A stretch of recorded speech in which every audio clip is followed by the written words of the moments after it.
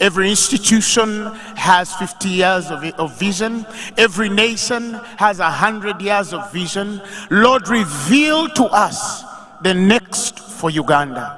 Keep our mama, keep their families, keep the young people. May we keep united in this nation, and I believe that the best is yet to come. In Jesus' mighty name, amen. All right, you're going to have a photo with the president. He's ready. The clergy.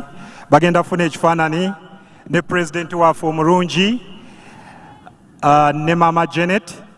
Bannange leka tubakubire engalo ez'amaanyi essaala gye batuwadde badde y'amaanyi. Nga motto yaffe weegamba, for God and my country. Tukulembeza Katonda.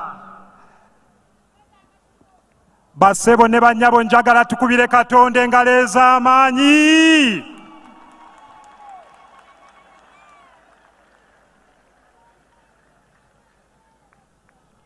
President waffe omulungi alifuna ebifaananyi naye nga twongera okubaaniriza basebo ne bannyabo mwebale kujja mu bungi. Okay, thank you so much.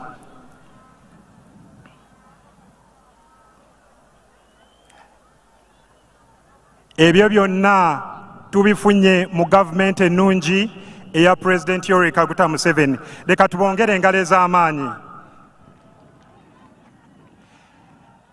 Your Excellency, the President of the Republic of Uganda, and the First Lady, Mama Janet Kataha Museveni. Amanya gange bampita Moses Gumisiriza. Nze nali official MC wa National Chairman wa NRM. Era nga President natambula naawe eggwanga lyonna. Nze nali njogerera. I was working alongside with other MCs. Mama twashemerwa kwakira na mzeeyi. Tuli wano okujaguza obuwanguzi bwe twafuna ennaku z'omwezi nga 17 January 2026. Leka tukikubire mu ngalo. Abannayuganda ennaku z'omwezi 15 January mwakeera ku makya ne mugenda ne mukubira the national chairman w'ekibiina kyaffe kya NRM, General Yoweri Kaguta Museveni, ne tufuna percentage 71.65. Ekyo mukikubire mu ngalo. Your Excellency, tuli wano mu yoga JAJJA nga tukwaniriza n'essanyu ery'amaanyi n'okukulisaayo mu kaluulu. Njagala mugambe kulikayo JAJJA. Twongera n'okukulisa entebe gye wafunye eya okubeera chairman wa East Africa. Ekyo nakyo mbadde njagala tukikubire mu ngalo.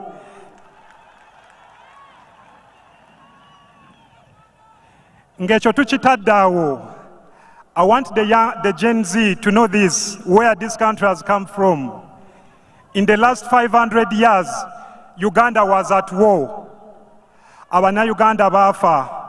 Abakazi baali babalwepinga, enkulaakulana teyaliiwo, enguudo tezaaliwo, amalwaliro gaali bwe gatyo, abantu baali baavu.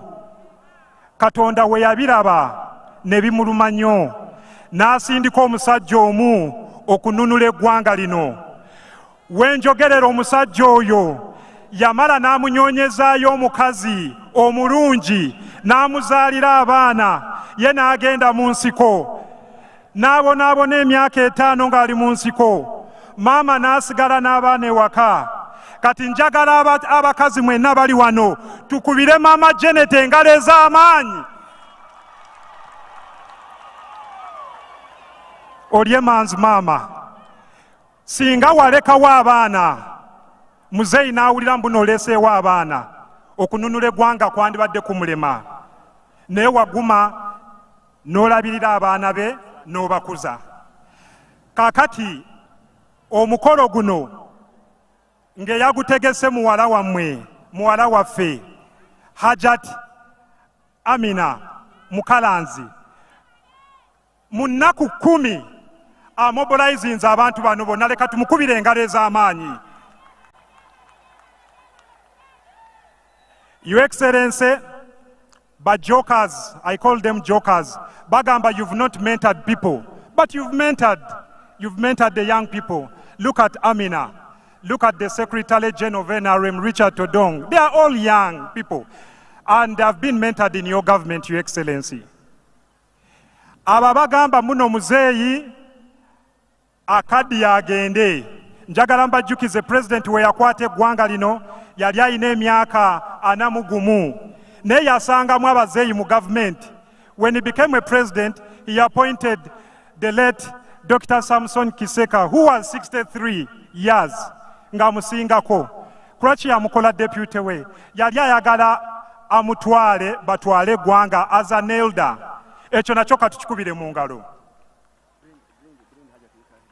Now, ladies and gentlemen, allow me to invite Hajat Amina Mukalanzi atuwe program nga tumukubire engalo ez'amaanyi.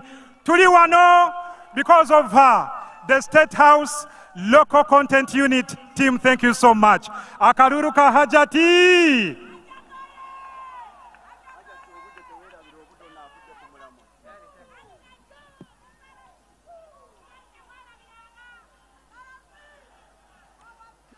Your Excellency and Mama, these people are so happy that you're here today.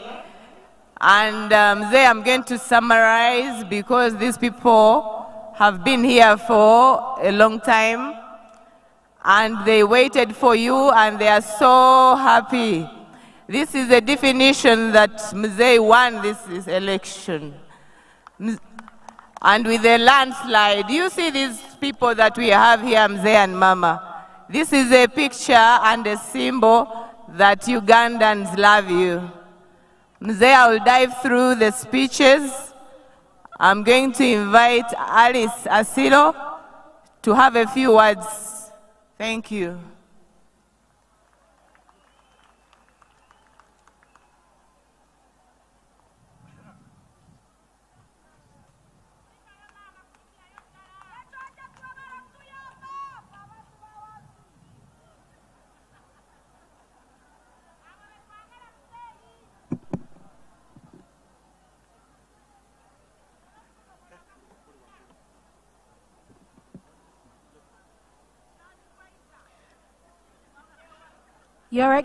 Your Excellency, President Yoweri Kaguta Museveni, the First Lady, government ministers, NRM leaders, religious and cultural leaders, fellow Ugandans, especially the people of Northern Uganda.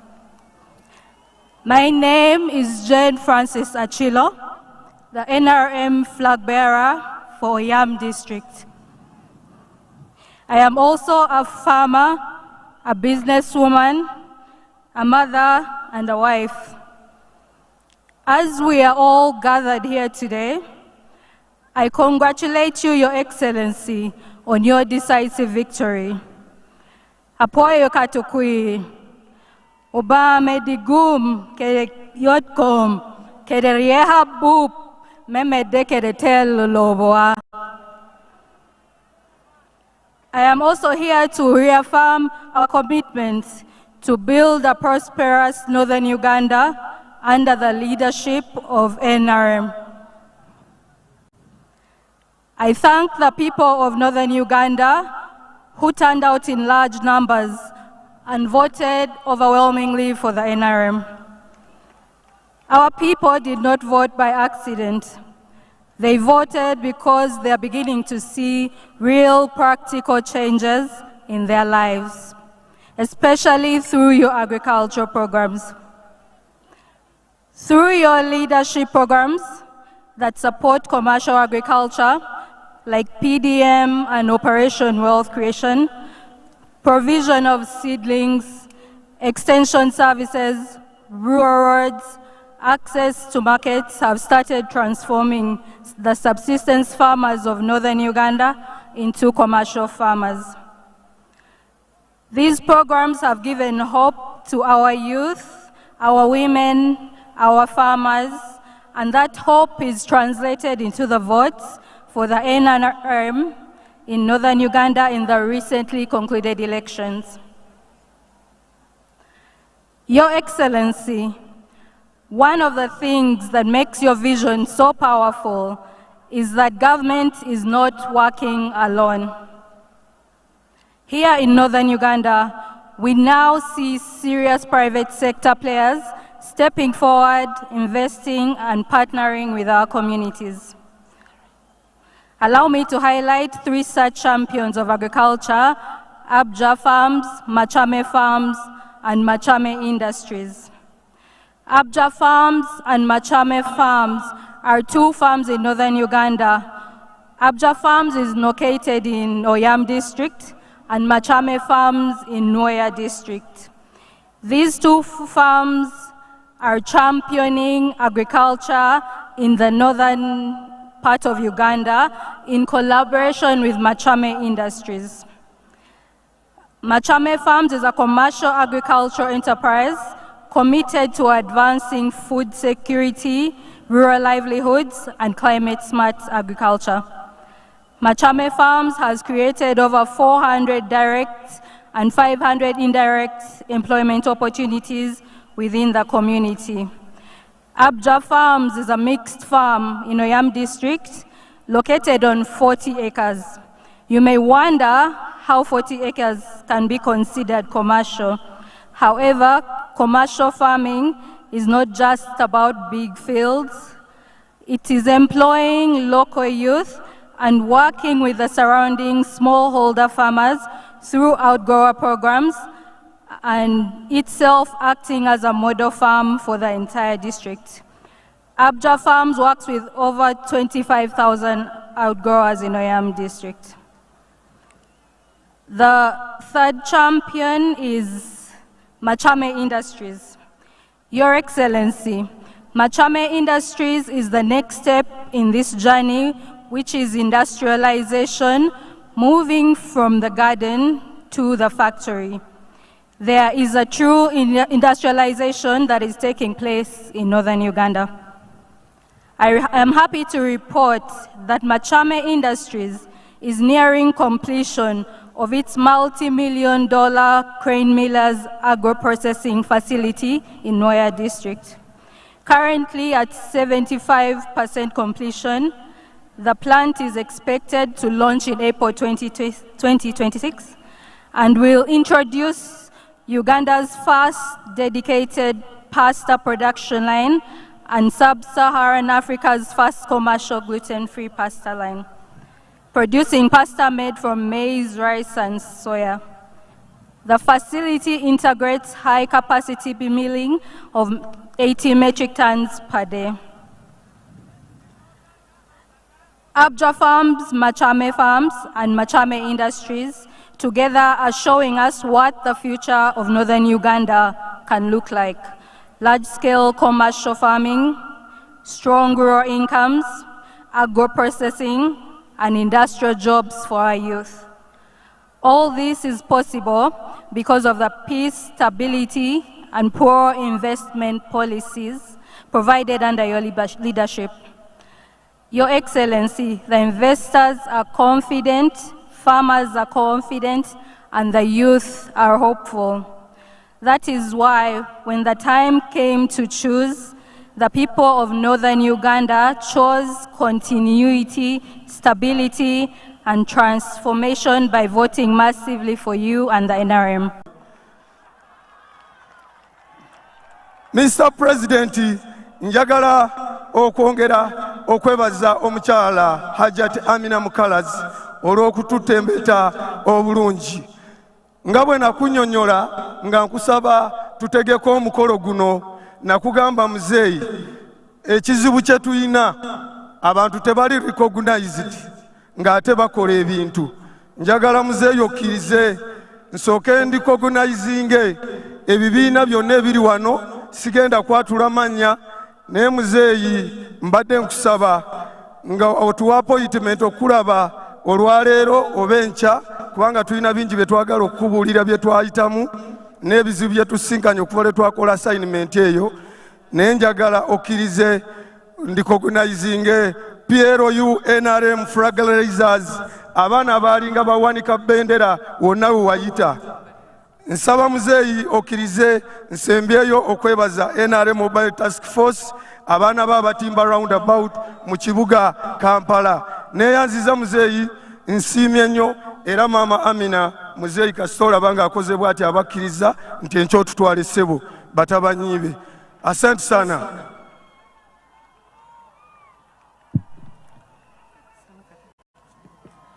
Assalamu alaikum wa rahmatullahi wa barakatuh. Abooluganda ku sayidi endala Mukama mulungi. Amanya gange nze mukyala Kimuli Farida, Senior Presidential Advisor for Markets Uganda. Muzeeyi nzize wano okuyozaayoza nti weebale kuyita mu kalulu, era teri bukulembeze butava eri Katonda.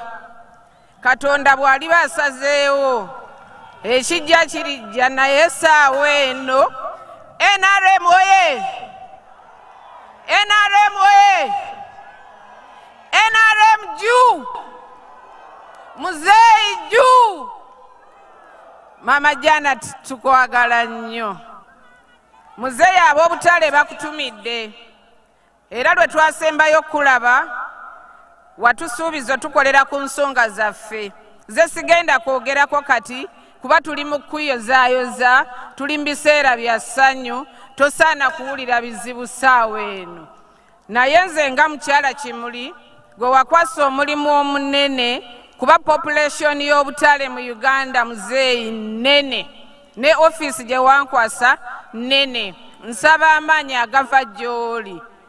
Nebaza Hajjati Amina Mukalazi, ffe ba WWW okuba nti atuyimirizaawo, batuyita weereete, weenywese, wezeeyo.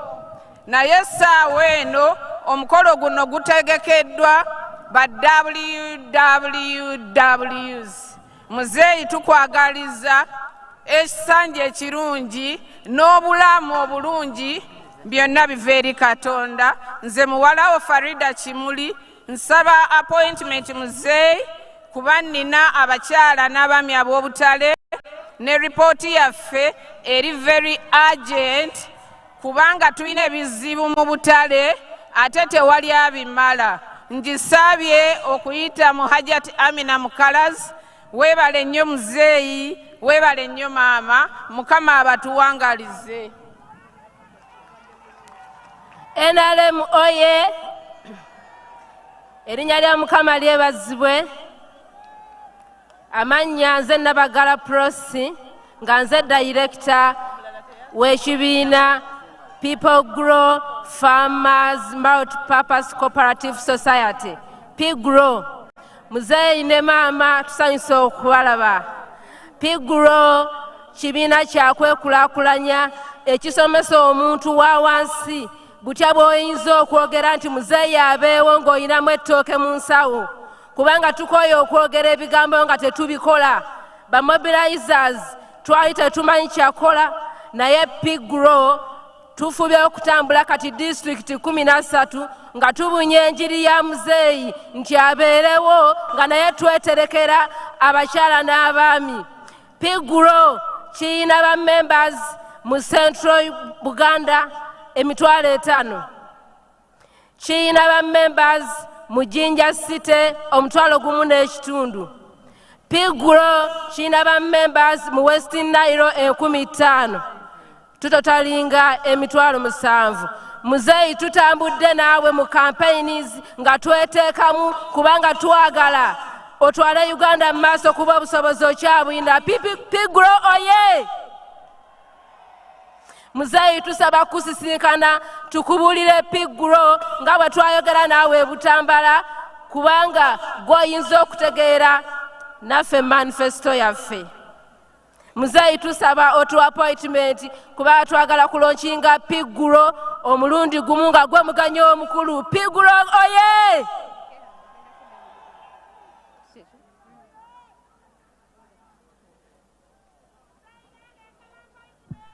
Thank you so much. Muzeeyi nsazeewo abantu abo bayogereko gy'oli because beba omuntu wa wansi. Umbrella Association eya mobilizers gye wa flagginga off nga tutandika akalululu bwe wampa obunaanyizibwa buno okukunga abantu bano ne nkwatagana nabo era be bamobilizinze bano bonna abantu nsaba mukubiremu Muzeeyi ne mama akalululu. So Muzeeyi, I'm not going to take a lot of your time. I want to thank the local content team that worked tireless nights to have this function be very nice like this and colorful in only 9 days. So Muzeeyi, thank you so much for coming. And also Muzeeyi, briefly I wanted to inform this group about the local content in 1 minute. Muzeeyi, you opened this office of local content unit.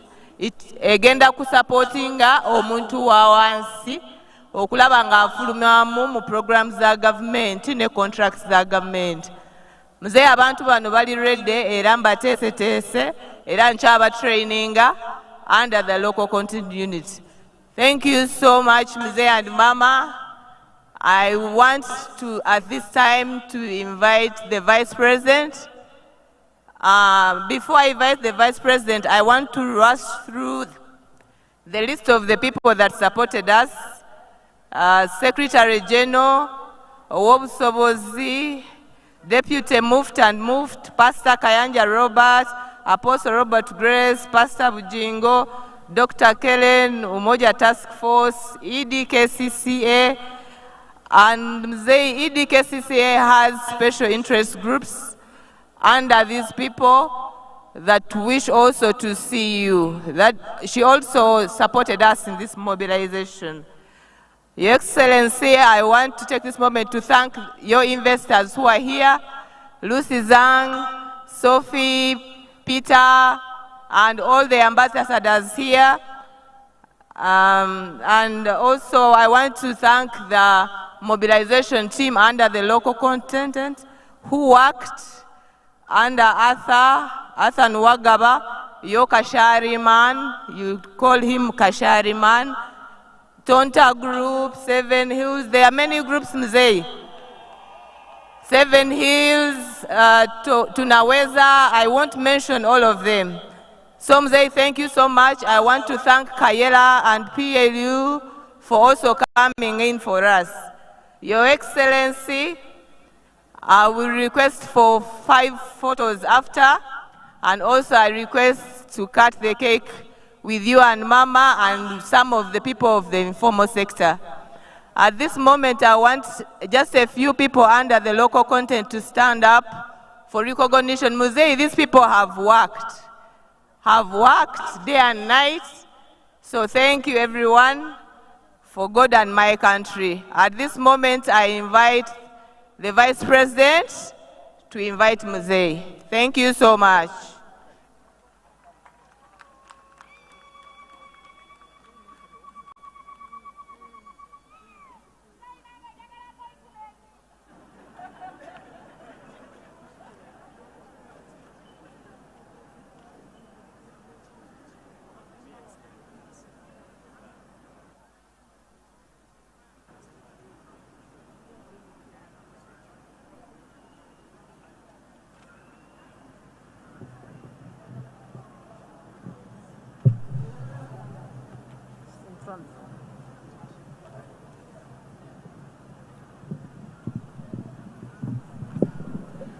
Your Excellency, General Yoweri Kaguta Museveni,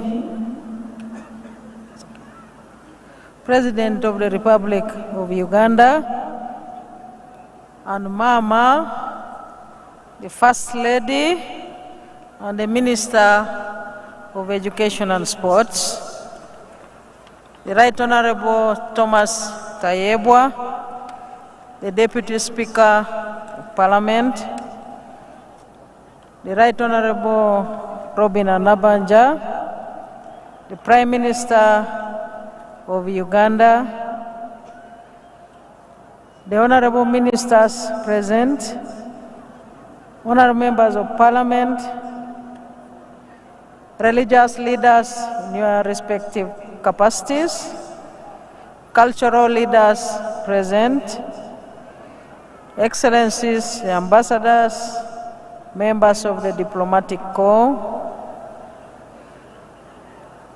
all senior government officers, all NRM leaders in your respective capacities, all invited guests, Hajat Amina Mkalazi, who is hosting us here with her team, ladies and gentlemen. Mbalamusiza ko mwena.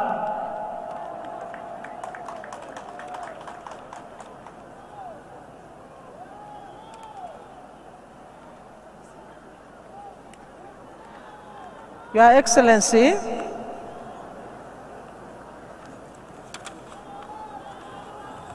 I thank the State House Local Content Unit, together with the NRM Secretariat and all the political leaders for organizing this congratulatory ceremony for you and indeed the NRM party. On my own account, Your Excellency, I thank you for steering all the teams during the campaign period, which ended very peacefully and enabled us to secure a victory which was not contested.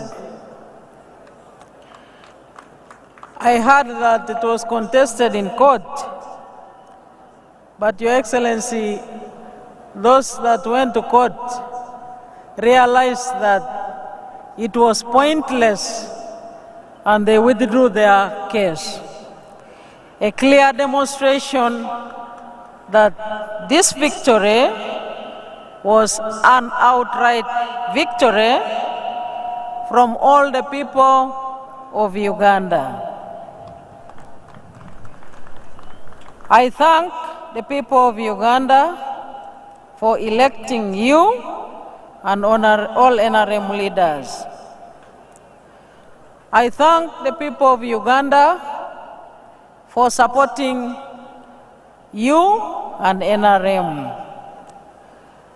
I thank the people of Uganda for supporting development.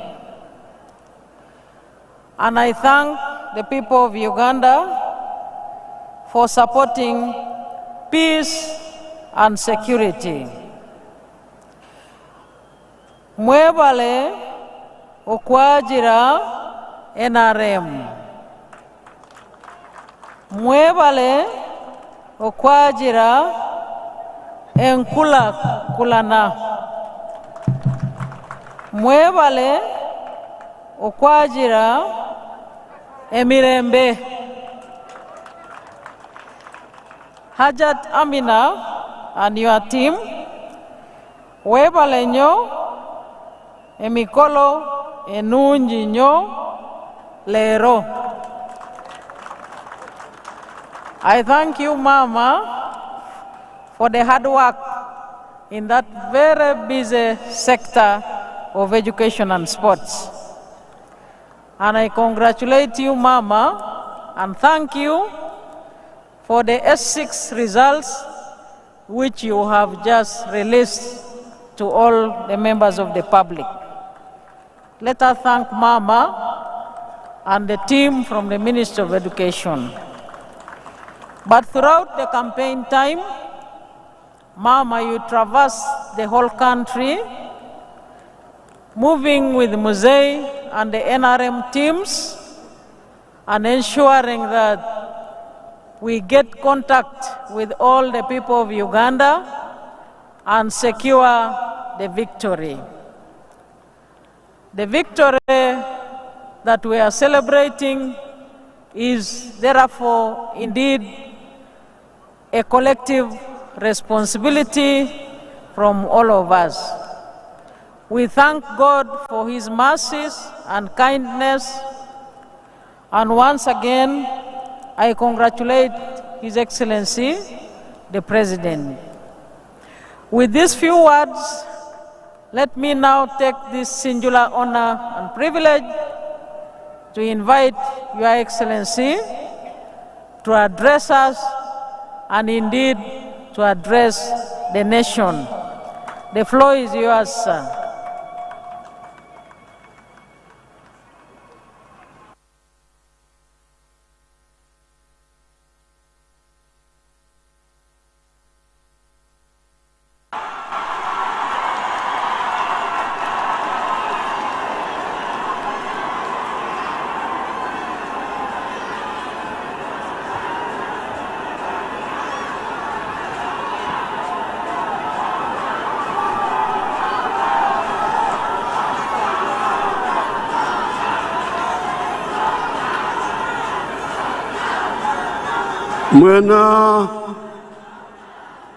Mwena mbaramusiza Her Excellency the Wabeo achusa mu Uganda seninde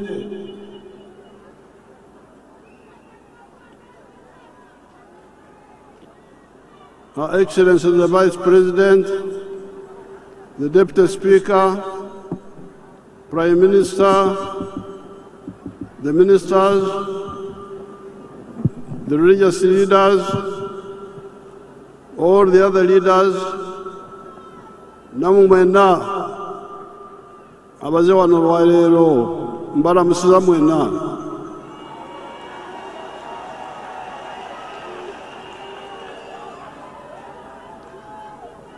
I want to thank our daughter Amina Mukalazi njagala okwebaza muwala waffe Amina Mukalazi for organizing these celebrations.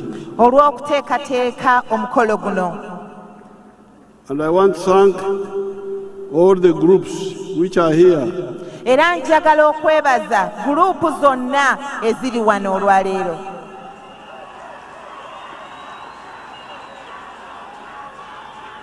which participated in the campaign. era guruupu ezo zonna ezeetaba mu kalulu ke tubaddemu.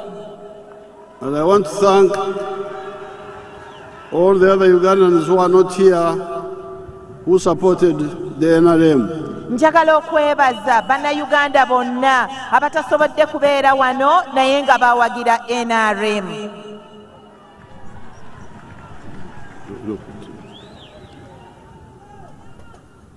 I want to thank God for the victory and the victories He has been giving us. njagala okwebaza mwenna era n'okuyozayoza olw'obuwanguzi bwonna bwe twatuukako. To thank God. Kwebaza Katonda. njagala okwebaza ennyo Katonda olw'obuwanguzi bwonna bwe twatuukako. And I want to thank God for the victories He has been giving us in the last 55 years. njagala okwebaza Mukama olw'obuwanguzi bwonna bw'atutuusizzaako mu myaka gyonna emyaka 55.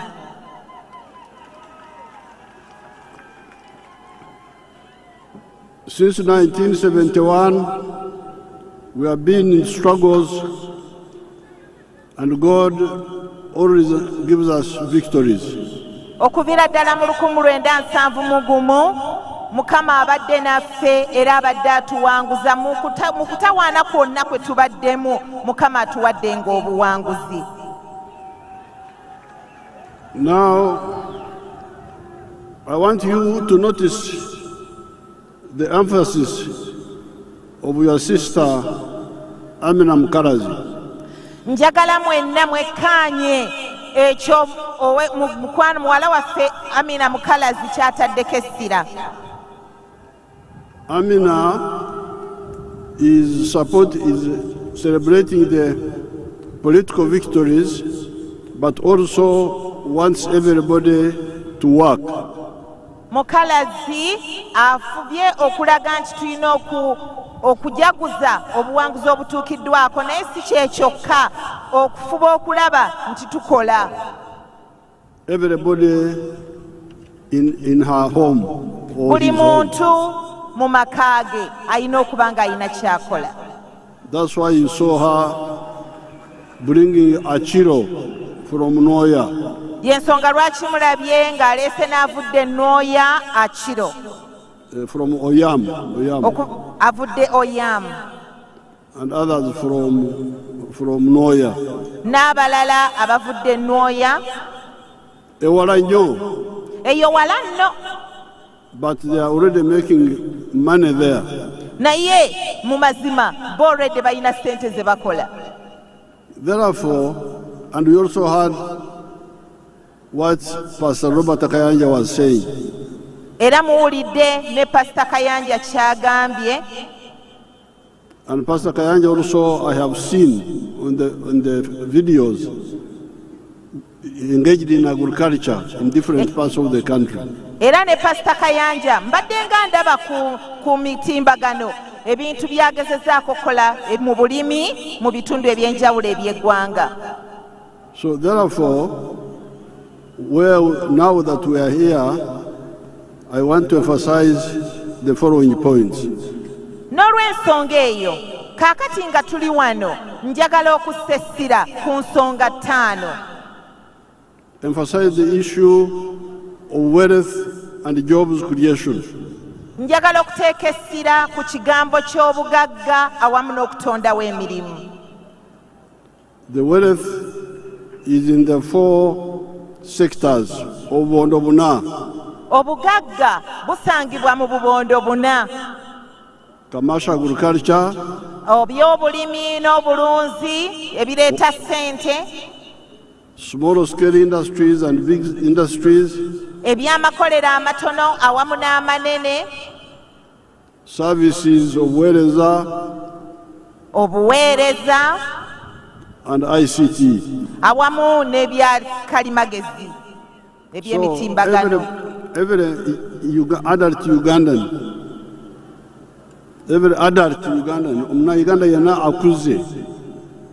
Buli munnayuganda yenna akuze should see that he or she is in one of these 4 sectors. Yandibadde afuba okulaba nga ayina ekimu ku bino ebina bye yeenyigiramu okusobola okufuna obugagga. Either as an owner or an employee. Nga nannyini oba ng'omukozi. So if we do that, we are going to address the issue of poverty. Mugenda kuba mulwanyisa ekigambo ky'obwavu. You heard the young man was talking about growing on the streets. Muwulidde omuvubuka waffe ayogedde eyakulira ku nguudo. That street problem is because of homes which don't have capacity. Ekizibu ky'abaana baffe okubeera ku nguudo kiva ku maka agatayina busobozi. That's how they end up on the streets. Kyekivaako abaana baffe okwesanga nga bagenze ku nguudo. And that's why from 1995 we have been telling you bona bagagawale. Yensonga lwaki okuva mu 1995 tubadde tubagamba lunye era nga tugezaako okukkaatiriza ekyokufuba okulaba nga tuva mu bwavu. And we have been sending resources. Era nga tubadde tuweereza n'ensimbi. From 1997. Okuviira ddala mu 1997. The entandikwa. Twaleeta entandikwa. NADS. Ne tuleeta NADS. Operation Wealth Creation. ekyo kyennyini ekya operation wealth creation. emyoga. Ekyo kyennyini. Then recently PDM. Ne tuleeta n'enkola ey'omuruka abantu okufuna ssente okuviira ku miruka gye tuyita PDM. Youth Fund. Essente ez'abavubuka. Women Fund. Essente ez'abakyala. Now, sometimes that money is not used properly. It is stored. Ebiseera ebisinga ssente zino zibadde tezikozesebwa bulungi oba nga tezituuka mu bantu nga zibbibwa. But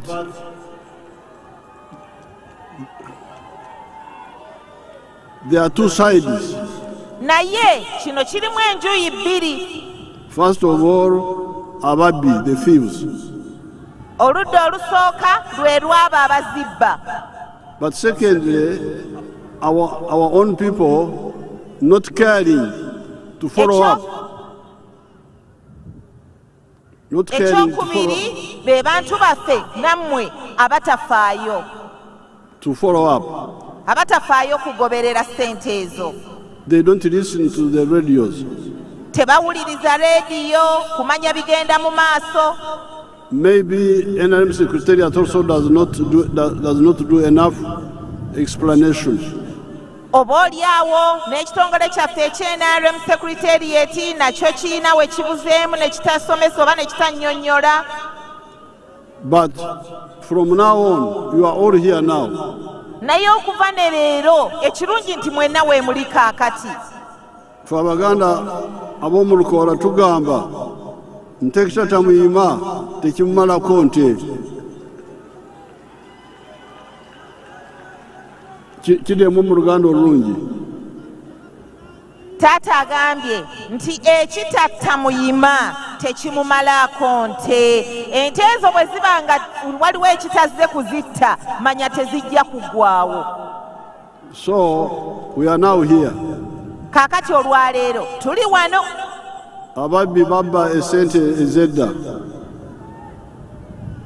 The thieves stole money in the past and we are following them up. Ababbi babba ssente zaffe mu biseera ebiyise naye njagala bakakasa katuli mu bagoberera era tujja bagoberera.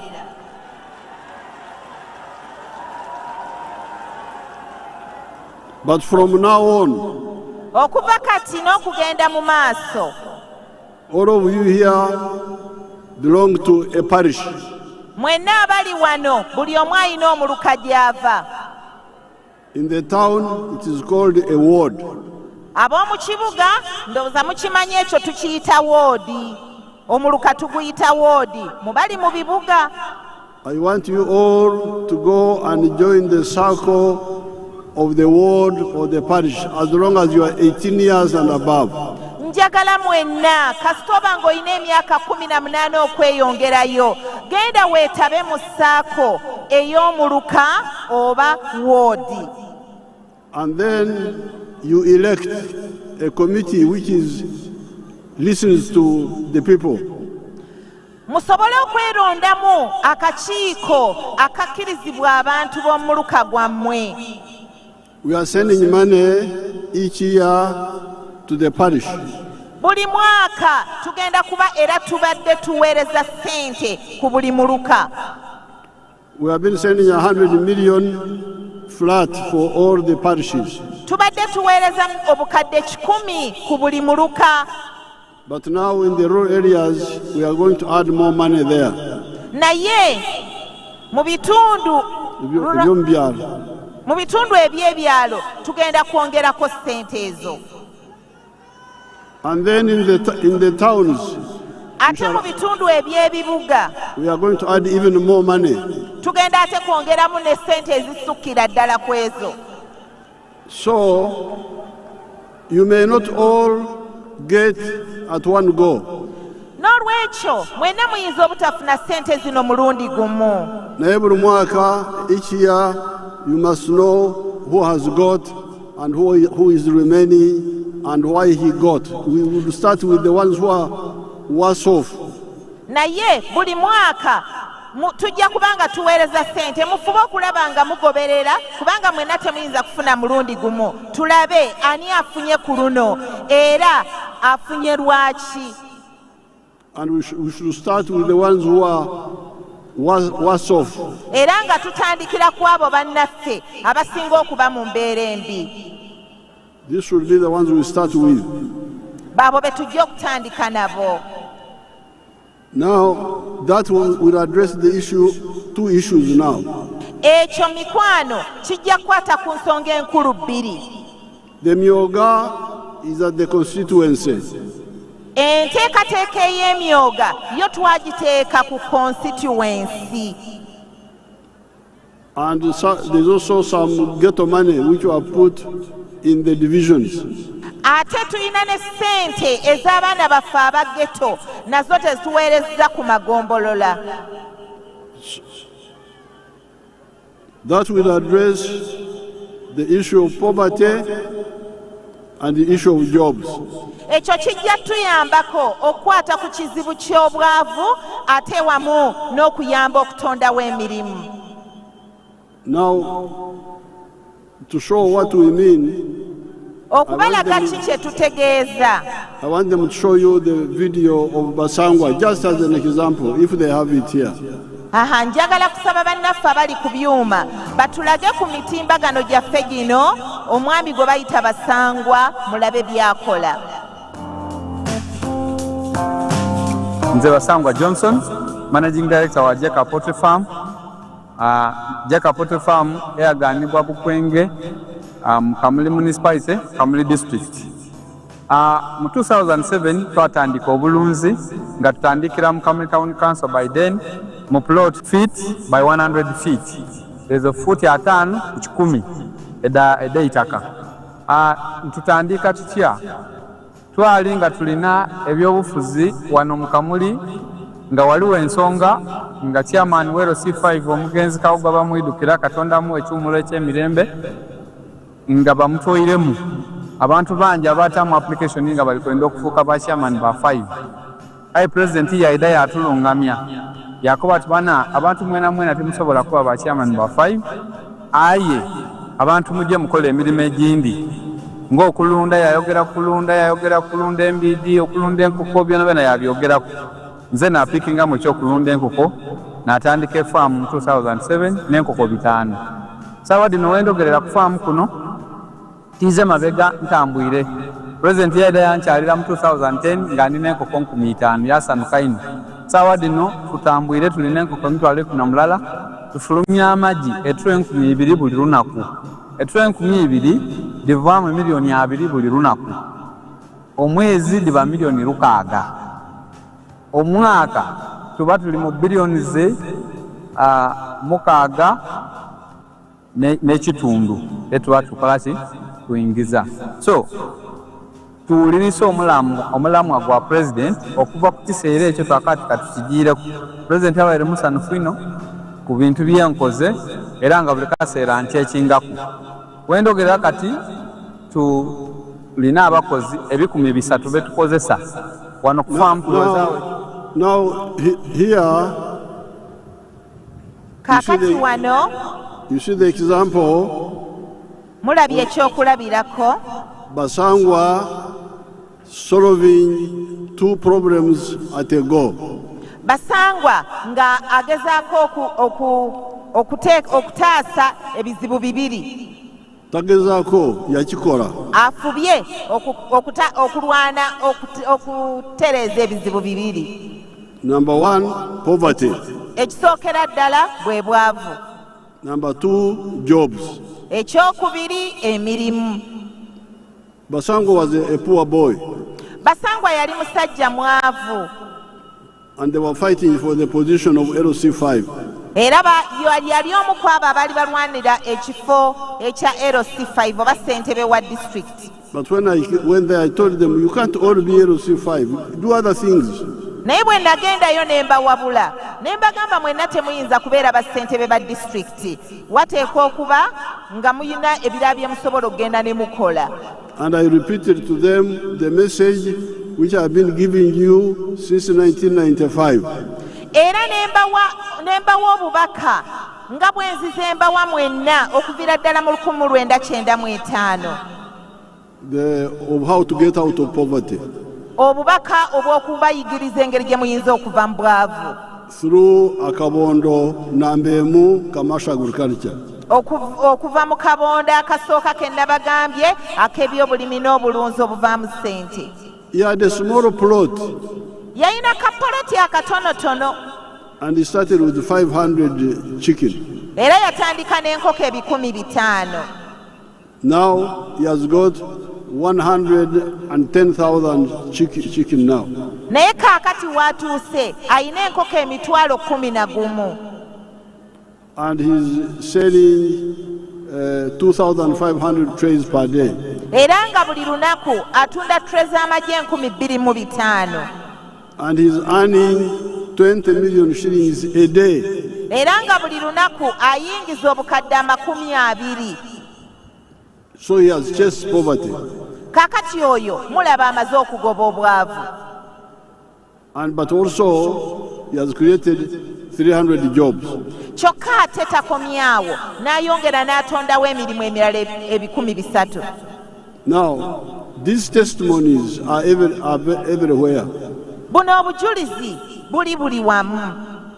Basango is just one of them. Basangwa ali omu ku obwo obujulizi. That's why you hear that yensonga lwaki muwulira 70% of the homes in Uganda are now in the money economy. ebitundu 7 ku buli 100 eby'abannayuganda bamaze okuyingira mu byenfuna. But it is the 30% who are outside. naye tukyayina ebitundu 30 abakyali ebweru w'ebyensimbi. These are the ones we must persuade to come in the money economy. kaakati bano mikwano betugezaako okulwanirira okulaba nga nabo bayingira mu by'okutonda ensimbi. And the ways are there. ate engeri gy'osobola okufunamu ensimbi nazo weeziri. PDM, waliwo PDM, emyoga, there are other funds. awamu n'ensimbi ziri endala zonna zenzize njogerako. So in your area, check what is there and be part of it. n'olwekyo bannange mufube okulaba nga mugenda mu bitundu byammwe mulabe ssente eziriyo musobole oba programs ezo musobole okuzeetabamu. Once we deal with that, kasita tunaamala okukwata ku ekyo eky'obwavu, then there is the issue of education for our children. then kati awo tujja kuba tuli ku kibyenjigiriza by'abaana baffe. We started UPE many years ago. twatandika okusoma kw'abaana bonna myaka mingi emabega. So now tell your members of parliament kaakati mmwe abali wano mugambe ababaka bammwe aba palamenti to support my budgeting. basobole okuwagira embalirira y'ebyensimbi. My budgeting, okubalirira kwange okw'ebyensimbi, where we should prioritize these poverty programs, not salaries of the few people. we tulina okusoosowaliza enteekateeka ezigenda okuyamba abantu baffe so si eby'okwongeza emisaala. If we have money, we first start with PDM and the wealth funds. bwe tubaawo ne ssente tusobole okuteeka essira ku PDM, tusooke kuteeka essira ku puroguramu ezo ezigenda okuyamba omuntu waffe owa bulijjo okubajja mu bwavu. Then we go to education. ate tulyoke twongere okuteeka essira ku byenjigiriza, Free education. naddala ebyenjigiriza ebya bonna abaana baffe basome. Okusomera obwereere. kyekyo taata. Obwereere masomero ga gavumenti. So we start with poverty, then deal with education. tutandika n'okulwanyisa obwavu, then ne tulyoka tuteeka essira ate ku byokusoma okw'obwereere okw'abaana baffe. Then, so you should follow up. n'olwekyo bannange mufube okugoberera programs zino. Those who try to divert budgeting to salaries, new districts, what, yes, those can come, but let's first deal with these issues. Mugoberera ababaka bammwe aba palamenti okulaba ng'essira tuliteeka ku bino so si ku bintu ebigenda okwonoona obwonoonyi ssente ng'okutondawo disitulikiti ez'enjawulo n'ebintu ebifaanana bwe bityo. N'okwongera emisaala gy'abakozi. N'okweyongeza emisaala n'emisaala gy'abakozi. Then the issue of health. Ensonga endala ey'obwebulamu. Immunization has gone very well. Okugemesa abaana kubadde era kutambudde bulungi nnyo. The problem is with the drugs in the health centers for treatment. Okusoomozebwa okukyaliwo ge madagala mu malwaliro agajjanjaba abantu baffe. Now, these dispensaries, health centers, are not in Congo, they are not in South Sudan, they are here. Kakati, amalwaliro gaffe agali eyo amatonotono tegali walala gali mu bitundu byammwe. How does it happen that somebody steals drugs in the government center and the people, the leaders there, don't deal with it? Kijja kitya okuba nti omuntu abba eddagala mu ddwaliro lyammwe eriri mu kitundu kyammwe nga tewali agoberera era ng'abantu baffe tewali afaayo? The leaders don't mind. Abakulembeze tebeefiirayo. The residents also don't mind. Nammwe abataka temwefiirayo. Check, what is the problem? Mukebere bannange tulabe ekizibu kiri luddawa. And demand from the leader. Era mufube okulaba nga muteeka abakulembeze ku nninga kubanga bwe mutabateeke ku nninga tebijja kutambula. Then the issue of corruption. Kati ekizibu ekirala oba ekisoomozo ekirala bwe buli bw'enguzi. Don't tolerate these people. Mbasaba muleme okugumiikiriza abali b'enguzi. We have been hearing of people who sell local government jobs. Muwulidde era mubawulira abatunda emirimu gya gavumenti. Why not report them? Naye lwaki temubaloopa? So that they are arrested. Basi tusobole okubakwatako n'okubasiba. When they are arrested, when they are reported, report them to Amina Mukala's here. If the local leaders are not doing it, tell Mukala's here. Kakati bwe babanga abakulembeze tebafaayo mwe mujje muloope wa Amina Mukalazi. Because there are many of the workers, of the government worker, my staff. Oba abakozi bange. Now, the next struggle are the roads. Kakati ekirala kye tukyafubako ennyo kyeze enguudo. To see that the roads are in good condition. Nga kye twagala kwe kulaba ng'enguudo ziri mu mbeera ennungi. There are also some issues there which I know and I will deal with myself. Waliyo n'ensonga endala eyo ze mmanyi era ze ngenda okwenyigiramu nze mwennyini okulaba nga nzigoberera. Now on the issue for the big business. Kakati ku nsonga y'emirimu eminene. Abagagga. The rich people, those who have two ways. Abagagga balina engeri bbiri. Or three. Oba ssatu. One way is to have your own savings. Balina engeri esooka ey'okubeera n'okutereka okwabwe ne batereka ssente. And you do what you want to do. N'okozesa ssente ezo z'otereka okusobola okukola by'oyagala okukola. But you can borrow from UDB with low interest. Naye ate osobola n'okugenda ne weewola mu banka gye tuyita UDB era esazisa amagoba amatono. But then there's also FDI, foreign direct investment. Waliwo ne foreign direct investment nayo gy'osobola okukozesa. Bamusiga nsimbi. From outside. Abava ebweru be tusobola okukozesa nabo. Those ones come with their own money. Abo ekirungi bajja ne ssente ezaabwe. The only thing they want from us is no corruption by the government officials. kye baagala kyokka kulaba nga tewali buli bwanguzi. That's what Robert Kayanja was talking about. Kyekyo kyennyini Pastor Kayanja ky'abadde ayogerako. And we are going to make sure that we finish all those elements of corruption in our government. Era kyenva njagala okulaba nga nteeka amaanyi n'essira mu kulwanyisa obuli bw'enguzi mu gavumenti yange.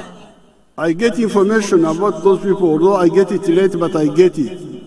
Amawulire ngafuna nankubadde ngafuna ng'obudde buyise naye mbakakasa ngafuna. Some of the people first bribe these people. Abamu basooka ne bagulirira abantu bano. Then they run into problems. Kati bwe bamala okugwa mu bizibu. They start and the information comes out. Aye ne balyoka bafulumya amawulire. So we know, and we are going to finish all those involved, we know them now. Naye njagala bakakasa bonna mbamanyi era mbakakasa bonna tujja bamalawo.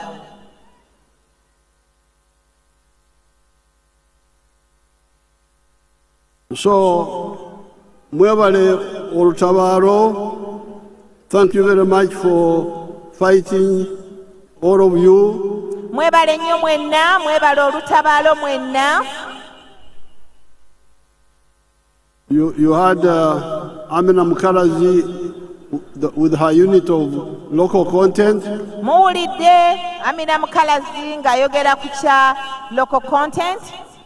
Ekitongole kyabwe. Ekitongole kyabwe ekya local content. Which it means that ekitegeeza nti in all the projects, ekitegeeza nti mu byonna ebikolebwa, if there are things which can be done by our people, they will be given priority. Nti bwe wabaawo ebintu ebikolebwa abantu baffe bye tulina okusoosowaza. Preference. Okwe kusoosowaza ssebo, Your Excellency. Yes, to give them preference, because if they can do it, why